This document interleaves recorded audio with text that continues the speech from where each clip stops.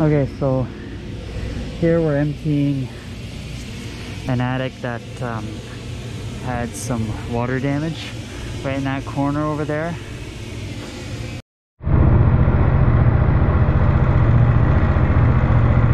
So we've got some cellulose and some bats.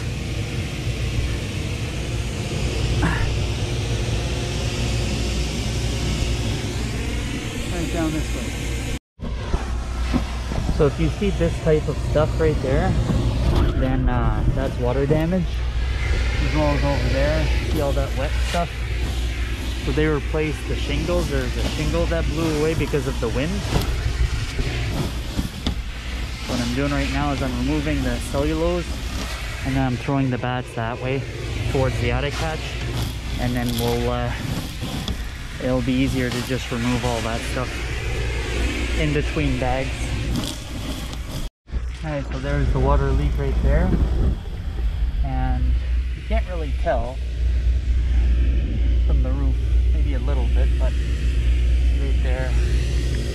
So I'm just, like I said, we're almost done the perimeter. There was only 2 rooms that we had to do, and the big pile is right there that I'm gonna take down with the 6-inch hose once we're all done.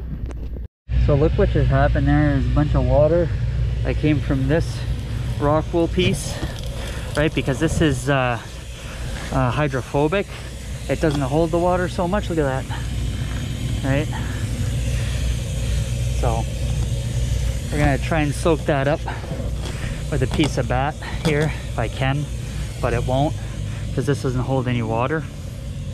So we're gonna have to go and get some bats here just to get rid of all this water. Alright, so here got ourselves a nice wet piece of insulation. This part was just sitting on the water, so the water went right through, and like it's beating down, but this is the puddle right here. You know, the rest of it is pretty dry. Yeah. All right.